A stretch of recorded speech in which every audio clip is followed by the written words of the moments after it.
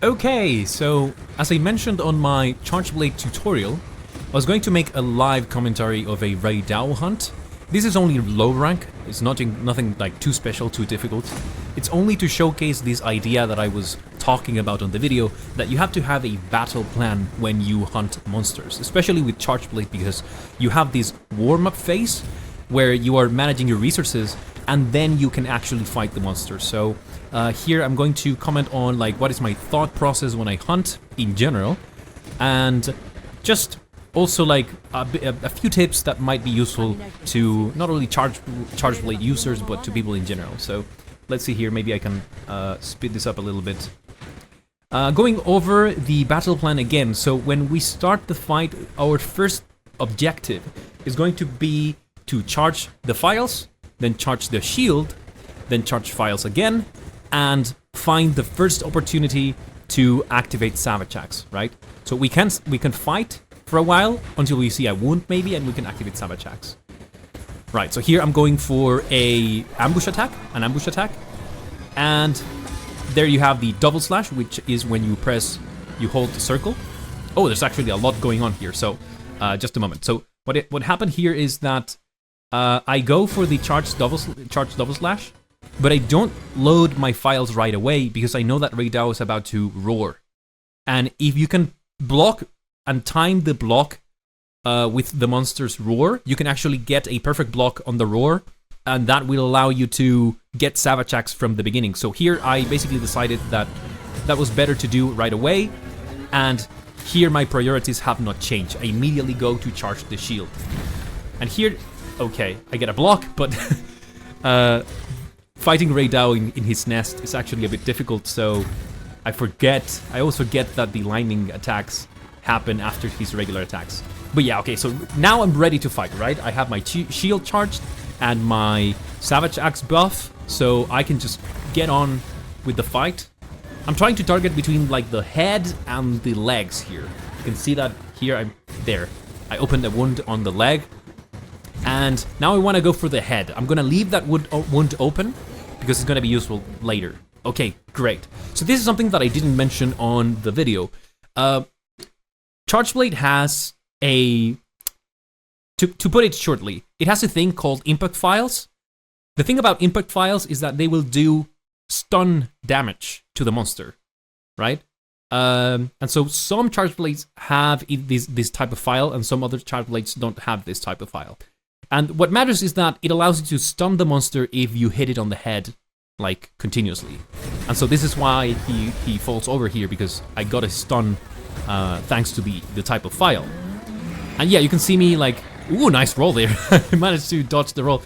You can see me like mostly using circle. Oh, okay, so this is also very useful.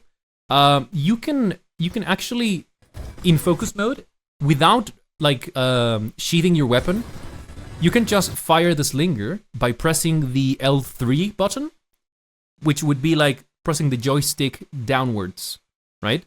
And this is how I managed to flash him, and he falls over again. So yeah, in general, I'm using axe mode to do damage here. I'm like only pressing circle, like circle, circle, circle, right? And here, I wanted to go for a focus attack to the leg. I wanted to do the follow-up, but he just got away by flying, so... Ooh, and this is terrible form. I'm just like spamming focus attack, trying to get the leg, and I'm not really managing to do so. Okay, there we go. So yeah, so here I get to break the wound on the leg, and the thing is, some monsters will actually fall over if you break wounds on their legs. For example, well, with Rey Dau, it's on the legs, but with monsters like Congalala, it happens when you break wounds on their arms, right? So it's important to like try to remember or pay attention to those details, because it allows you to then control the fight like this. So here I'm using circle, and yeah, okay, so I was kind of like feeling that a stun could have happened there, and so I rolled immediately after instead of like continuing with the circle attacks. So yeah, that was a lot of damage that I managed to put there on a short window. Ah, damn it, not the lightning again. Right. Okay, so here I'm like a bit more cautious because I know that the lightning can hit me. Oh, this attack. Okay, so this attack is interesting because let me see if I can maybe use this. All right, yeah, this might work. So imagine that. Which one? This one. Okay, so imagine that this is Rey Dau, right? And he's very angry, you know? And you're right here, right beside him. The thing about this attack is that not only it's like a huge cone in front of him, but also it's a weird hitbox because it feels like also the area around his head also explodes. So you want to try to either block facing his head, or you want to just like get away as quickly as possible from his head, but to the sides, never to the front. Okay? So yeah, keep that in mind. Anyway. Right, see, so there I managed to block it, and I just go for a finisher, but I had no files, so almost no explosions hit Rey Dau on that one. Also, you can see that I have forgotten to refresh the buff on my shield, but I think it's fine. Mostly because I think that he's about to die. So I'm like, oh, this attack also. So, okay, so this is interesting. This is Rey Dau.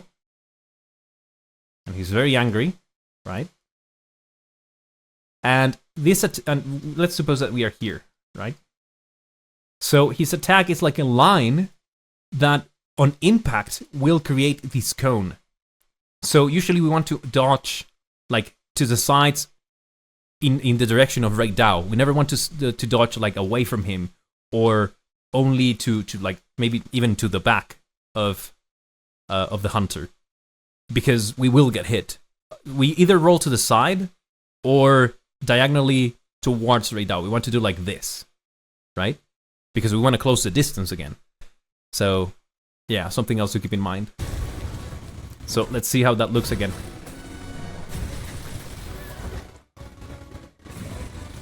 Yeah, so he flies, I completely whiff the attack, and I go diagonally, dodging towards Rey Dau there.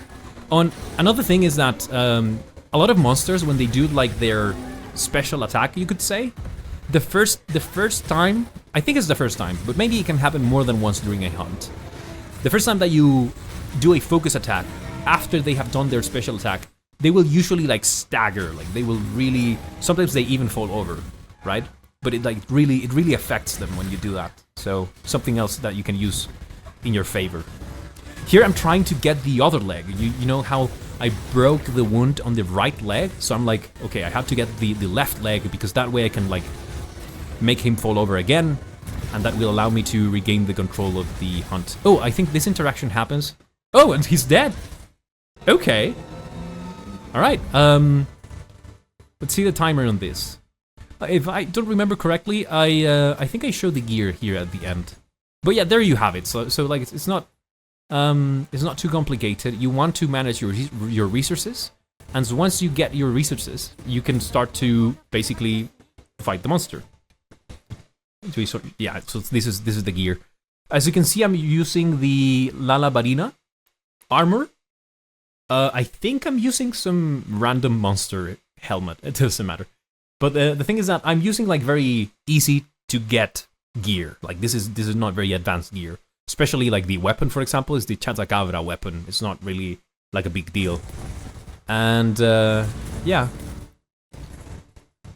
So there you have it. Like in summary, again, you want to have like a plan, and you want to stick to the plan at all times in order to have a more successful hunt in general, but also specifically with the charge blade, because you have like a lot of resources that you want to keep in mind. Look at that! 5 minutes? Hey, that's not bad at all.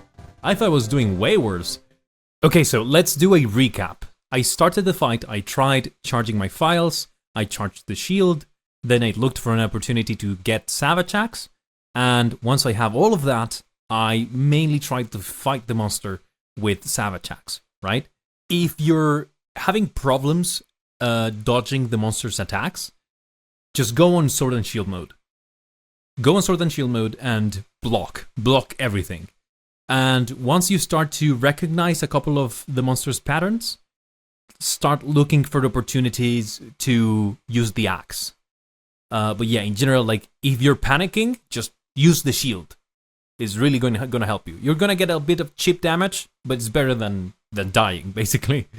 And if you know different details about the monster, like for example, that the monster can fall over if you break a wound on the leg, you can take advantage of that by doing like these control chains. So you go for a stun by hitting the monster on the head, then you hit them on the leg so it falls over again, and that gives you time to stun them again by hitting them on the head, right? So you follow this sequence that can also help you a lot with your hunts.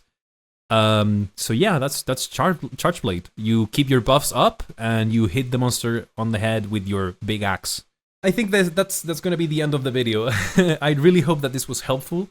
I am terrible at live commentary, and you can see that because I'm stuttering and whatever. So, but I do hope that this was helpful somehow, and I appreciate the people that watched the guide, because I think that I was not expecting that it could be so useful for some people. But I've seen that some people have appreciated it, because right now, like, people are presenting Charge Blade as this really like complicated thing. It doesn't have to be. It doesn't have to be, really. So yeah, that's gonna be it for today. I hope you liked the video. Share if you liked, or liked if you shared, or whatever. And I'll see you on the next one. Take care. Peace.